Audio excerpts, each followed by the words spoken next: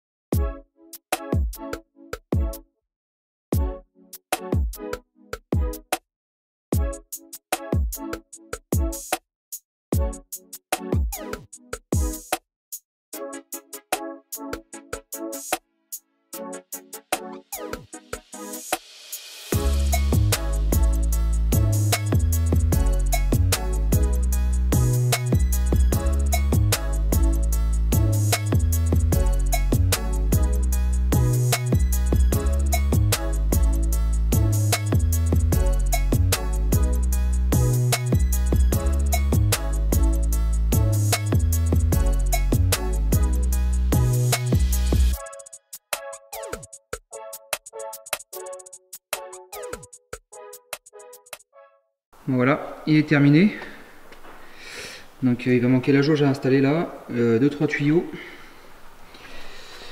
pour d'accessoires montés, réglage d'injecteur fait, cache-roue de buteur, faisceau d'injecteur monté, admission. Ça va faire sympa après. La ligne d'échappement en inox là, sur mesure.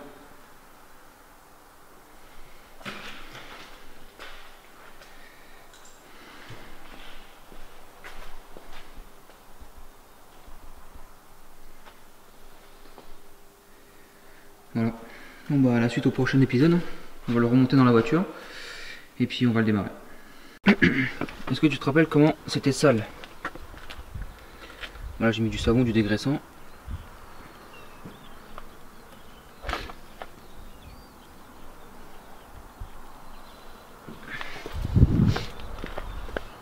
Et la boîte de vitesse. Donc ceux qui voudraient le dégraissant, parce que tu vois ça marche bien, ça je pourrais pas te le fournir, hein. Ça c'est impossible. C'est du truc industriel, professionnel, et ça j'aurais pas de lien à te mettre dans la description, donc je pourrais pas te dire du tout où t'en procurer. Donc voilà, je connais même pas le nom du produit d'ailleurs. Mais c'est un dégraissant industriel qui sert à nettoyer les moteurs industriels, poids lourds, engins de travaux publics, tout ça. Donc voilà, faire beaucoup de propre, remonter le moteur dedans.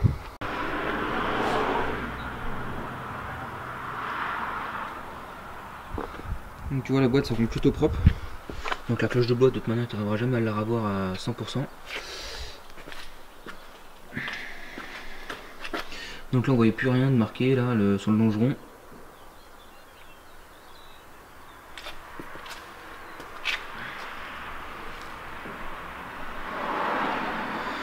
Donc voilà c'est parti.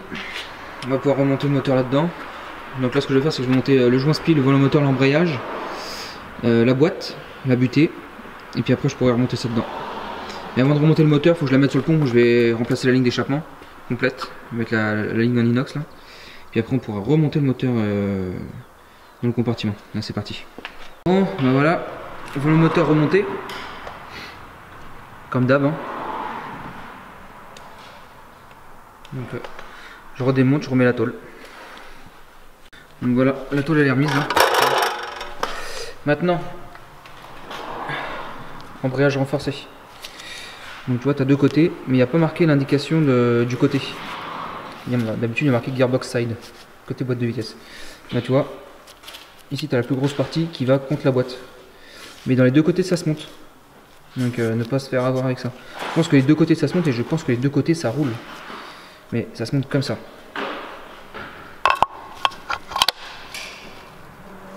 Voilà.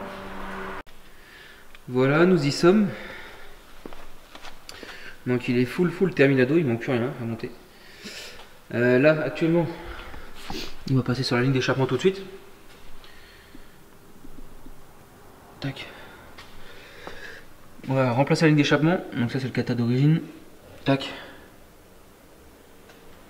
Voilà. Là on va démonter d'ici. Et là tu vois c'est d'un seul tenant. De là jusque là. Tu vois, hop, ça passe au-dessus de l'essieu. Jusqu'au silencieux. Donc Volkswagen ils sont pas trop bêtes, tu vois, vu que c'est d'un seul tenant. Et ils se sont dit bah on va leur faire des repères, tu vois.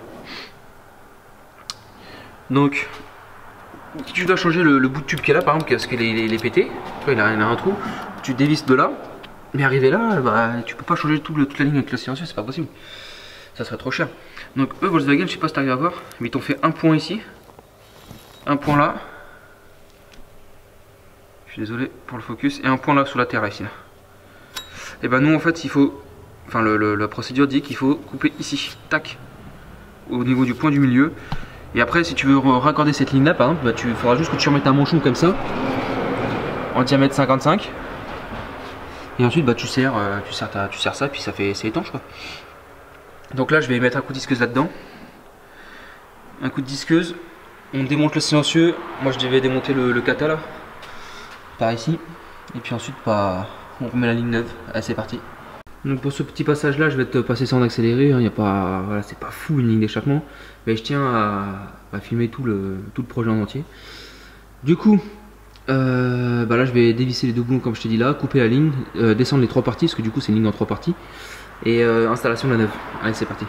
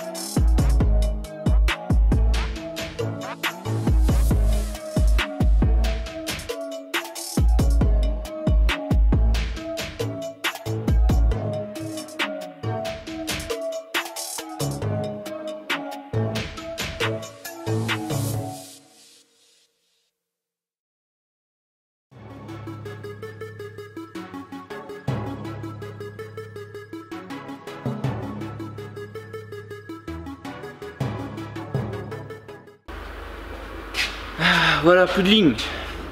On va pouvoir réinstaller la neuve. Donc voilà, la neuve, il n'y a pas de silencieux, du coup ça va être 10 fois plus simple. Oui, donc c'est une ligne full tube, je sais pas si je l'avais fait voir en vidéo. Ligne full tube en 63,5 avec un embout ovale comme les Cupra. Pare-choc de FR phase 2, ce sont les mêmes que les Cupra. Du coup, il y a déjà l'ouverture ici pour la ligne. Donc double sortie ou sortie ovale. Franchement, sortie ovale, je préfère plus sortie ovale que double sortie. Donc je vais chercher la ligne là et puis on va monter ça. Allez, c'est parti. Donc voilà la belle ligne inox avec un embout ovale biseauté. Tu vois, je sais pas si tu vois, il est biseauté. Qu'est-ce que je veux dire? Et quand ça brille, je peux te dire que ça va pas rester longtemps blanc. Je le dis moi. Là, ce que je vais faire, c'est que je vais rassembler les cylindres blocs sur la ligne. Tout ce qui est cylindre bloc à l'arrière, il y a un cylindre bloc pour tenir le silencieux à la base. Et puis c'est tout. Je remonte ça et puis voilà. Allez, let's go.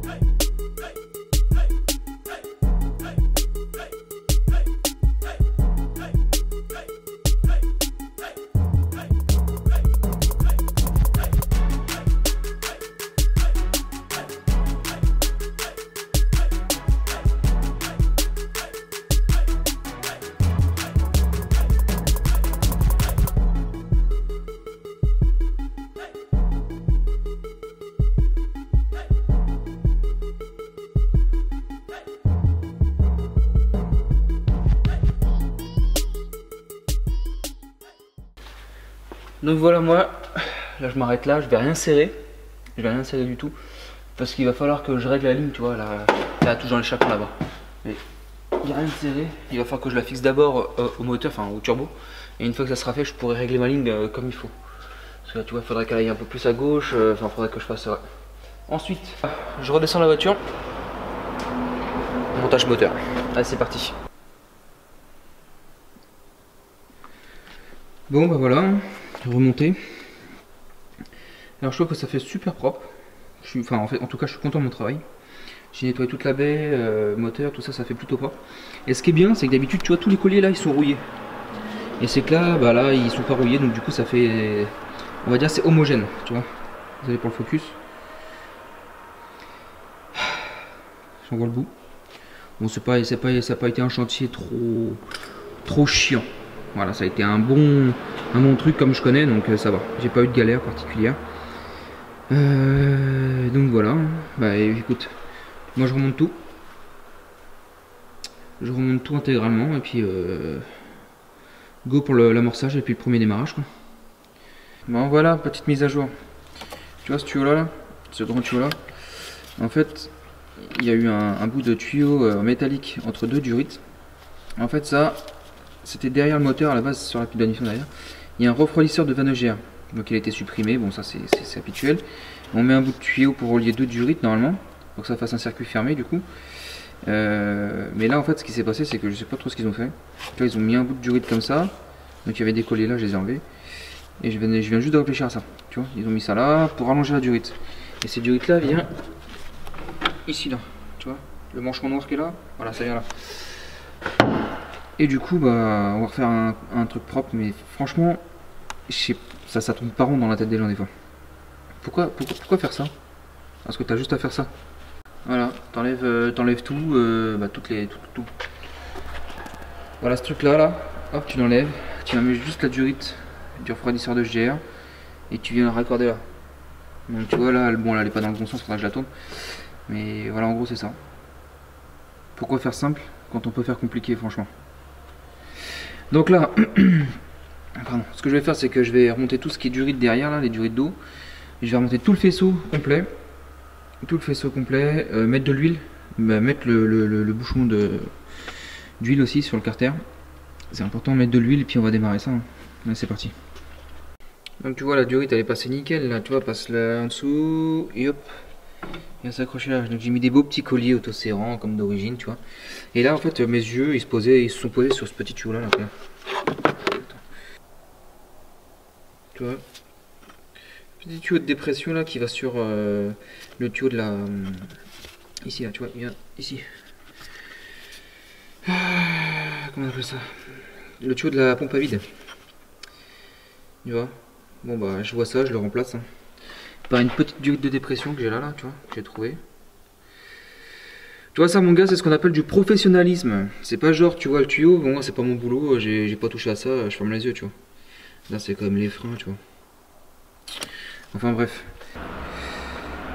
Donc voilà, j'ai branché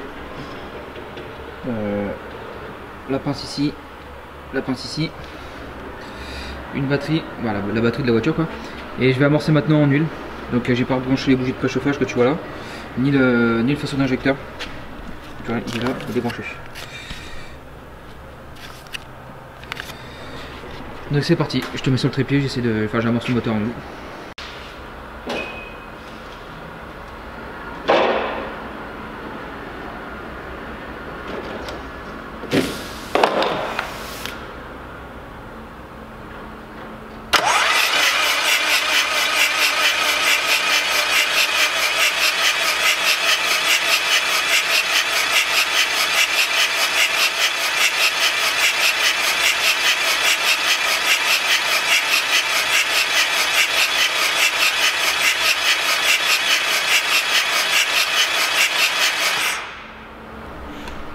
Voilà, je contrôle le niveau d'huile, savoir s'il a descendu un petit peu. S'il a descendu un petit peu, bah, je refais le niveau. S'il n'a pas descendu, je retourne la clé pour réamorcer ça comme il faut.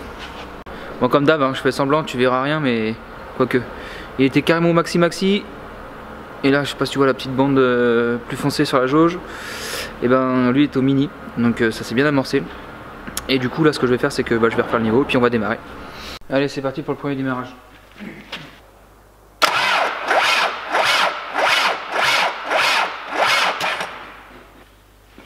La batterie est hyper faible,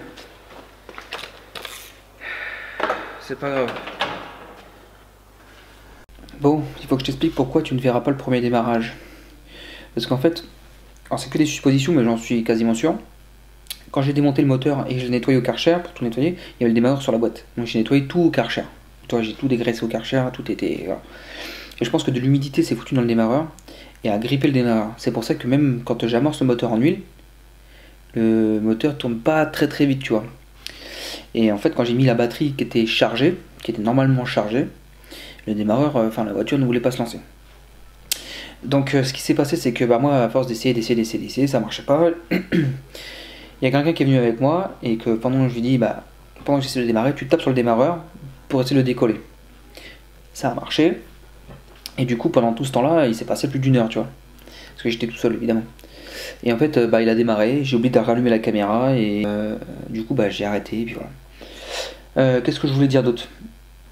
Donc oui, là je vais te passer une séquence que j'ai filmée avec mon téléphone pour envoyer ça au propriétaire de la voiture, pour lui faire voir que le moteur a bien démarré, pour lui dire que voilà. Donc il a bien démarré. C'était tout, voilà. Je te coupe dans ton élan. La dernière fois, ça a porté ses fruits.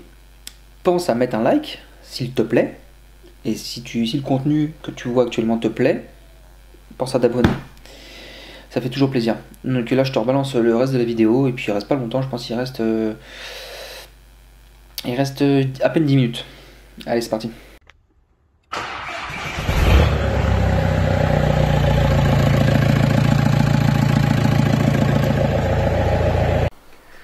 Voilà, le kit Sural est installé. Donc là, obligé de raboter ici. Cette partie là, obligé de la raboter un petit peu. Donc là je vais faire les finitions après avec la meule là. Histoire que ça soit pas tranchant et puis que ça se fasse un peu plus propre. Là j'étais obligé de couper le support filtre à gasoil, parce que sinon tu vois ça passe en plein sur la durite. Donc c'est des petites modifs à faire qui sont obligatoires. En plus la fixation, tu vois, elle tombe sous la durite. Donc c'est pas évident à monter cette durite là. Il y a un petit peu de modif à faire, mais du coup c'est monté. Là le coude à 90 là. Voilà, ça c'est monté, c'est serré. Moi j'aurais pu le couper là, mais bon c'est pas très grave. Ça fait pas moche on va dire. Il va me rester à installer la durite qui va jusqu'au turbo. Donc ça par contre je vais être obligé de la couper parce que je pense qu'elle sera beaucoup trop longue. Et puis voilà, on va remonter le pare-choc.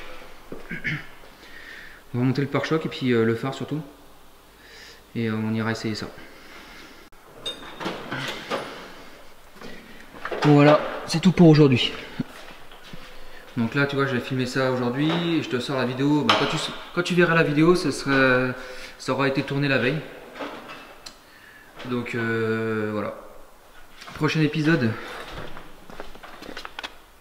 4 combinés filetés, enfin les combinés filetés pour la voiture, amortisseur avant-arrière. Ensuite gros freinage de Cupra en 312 mm. Dessus je vais monter, je vais adapter un kit de Mégane RS, un kit gros frein 4 pistons de Mégane RS. Et ensuite, je crois que le projet ça a terminé, je sais plus ce qu'il me reste à faire, mais je crois que ça sera terminé.